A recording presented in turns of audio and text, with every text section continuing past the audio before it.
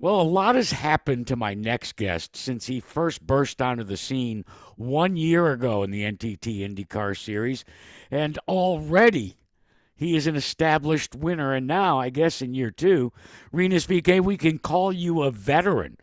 Welcome back to the wind tunnel, my friend.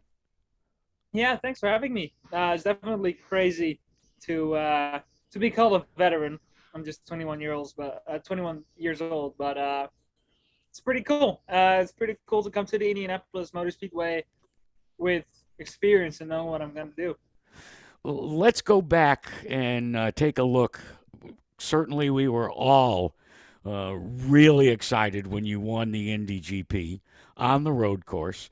I think it would be a B. I A B.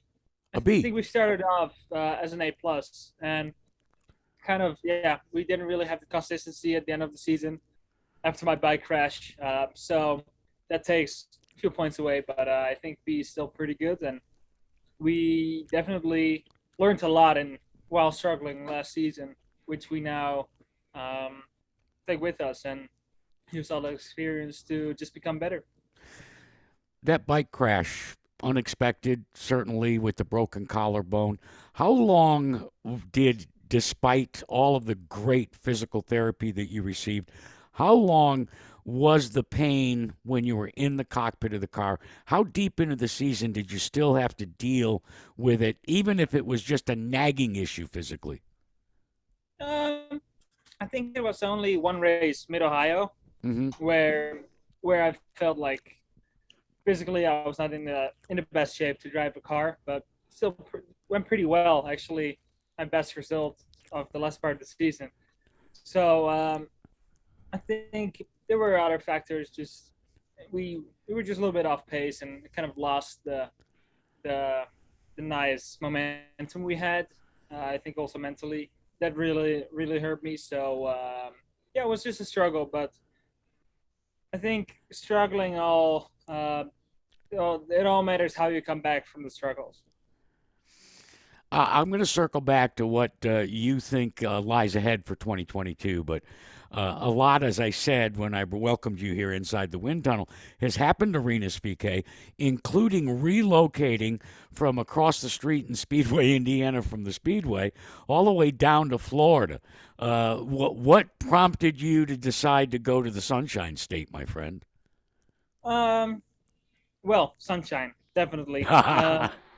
I like warm weather more than cold weather, so it was an easy decision for me, and the team gave me the freedom to do it. So a no-brainer for me, and definitely enjoyed the winter in nice weather in t-shirts and shorts.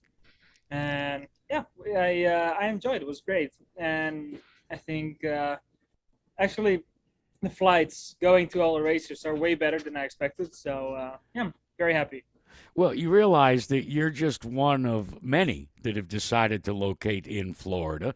And, you know, Kyle Kirkwood, who's a rookie, is an avid surfer. In fact, he's been on this show and has been very outspoken about he would rather go surfing and he feels like that may give him a little bit of an edge. So, has Renus VK gone out and grabbed a surfboard and tackled the waves yet? Not yet. Where I live in Fort Lauderdale, there's not really waves like where he lives in Jupiter. But Well, it's not I that far of a drive, Renus. Come on. not a far drive. No, no, no. But maybe we should meet up, and I need to get some surfing lessons from Kyle. But no, I enjoy being in Florida and sometimes clearing off my mind, and it's just nice to just have a place where I can lay back and just take it easy outside the races. You talk about the need to clear your mind. You're like any other driver. It's such an intense lifestyle, and so much has to go into it. So when you have those moments, and look, Renus, there's fellow drivers that's why they embrace golf. There's others like Kirkwood that's why surfing is important. How does cycling not only physically get you in shape for 3 or 4 hours in the cockpit of an Indy car, but also clearing your mind. How important is your cycling regime to getting away from the intensity of racing? It's pretty important. I think it's always very hectic, and cycling really helps me with that. I depends on what I need. If I really need to clear everything in my mind and I'm stressed, I will go super hard on the bike and suffer, and it will, for some reason, make me feel way better afterwards. And otherwise, I just do a long ride, and you're outside, you're in the sunshine, and you see a lot of the world. So I really enjoy that. Yeah, just Oh, just to be forgive me, outside and yeah. forgive me for a second. So to clear your mind, Rinus Veekay needs to suffer. Sometimes, yes, yes. I kind of enjoy suffering in a physical, sporty way. Yes. I understand there was a cycling trip that you took a little while ago down through the edges of the Everglades outside of Fort Lauderdale, and lo and behold, you had an unexpected visitor that you ran into. Tell the wind tunnel listeners about that little little situation that day.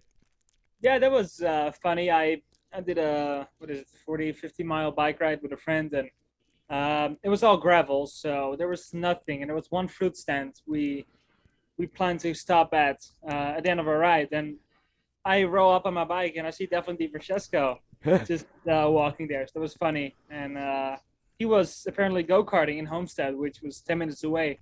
So I just went and got a milkshake there, but it's funny to see him and funny coincidence to roll up at the same time he was there.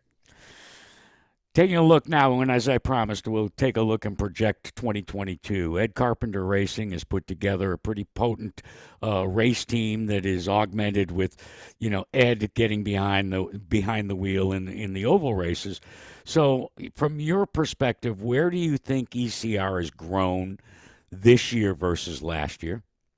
Well, I think as a team, it's good that we have two full-time cars, um, two cars that have the same drive in it all year, and I think the whole team, just me, every driver, but also the team, we just get more experience, and um, my feedback becomes better and more specific. And uh, Matt Barnes, my engineer, really knows what I need from the car, and it really gets better every time. So now, like starting here in yesterday in Indianapolis at the open test in practice, it just felt so good and so stable and exactly what I needed. And we talked about it, and even in a non-racing environment, we spent some time together, which also helps.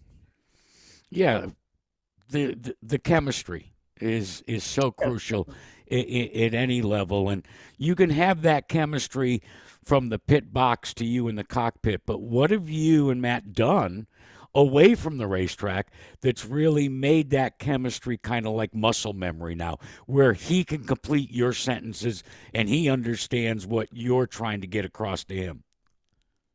Well, now every time, normally when I went to Indianapolis, I would stay in a hotel, or I had my own apartment a year ago. Um, but now I just stay at his house every time I'm in Indianapolis. So we go out for dinner every night. We sit, and just just have dinner at his house. And I think for some reason, being together in those times, you build a friendship, but also you I say something about what I need from a setup that I normally never think about saying. Hmm. So you find some things out about each other, which help each other on the track. All right. So what we want to know is, did you What is it? ever, when you were the house guest, did you ever get in the kitchen and maybe whip up something from the Netherlands that you wanted to expose Matt, to maybe a special meal, or do you just when it's your turn, quote unquote, to cook, do you just bail out and go to a restaurant? Actually, Matt's not really a cooker, so I I I He's laughing here. No, I just actually make him stay at home, and I cook for him and his girlfriend. So uh, I like cooking. I'm not the greatest at it, but it tastes pretty good so So far. what's the best meal that you served up?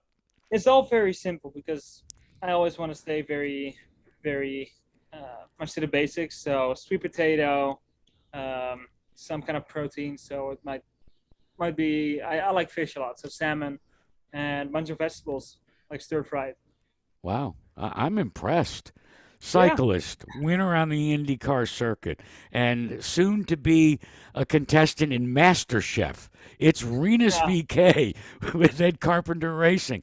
All right, one of the other things that we realize, Rinus, is you are never very good about doing your laundry. And that yes. basically it would sit in the corner of your apartment until family came to visit so that mom could do it. Now that you're living in Fort Lauderdale, how's the laundry going? It's gone well now. I just do laundry all the time on my own. I can do everything on my own now. I've Wow. learned that. I screwed up my laundry last week though. I don't know what happened, but everything had weird spots on it. So I redid everything. So we'll see how that goes. But yeah, I think mom's still better at doing laundry. I want to, before we end this conversation, talk about the influence that your dad has had. He was an established racer himself. He really made the connection, and it makes sense. Dutcher were watching Ari Lyondike for so many years, and Ari's been very instrumental in, charting your progress and debriefing you. So I wonder the influence of your dad. What's the greatest lessons racing wise that you've learned from him? Um, well, I think my dad really teach me the basics when I was in go karts, and Hmm. still everything he says to me makes sense. Even though I'm at a higher level he has ever raced.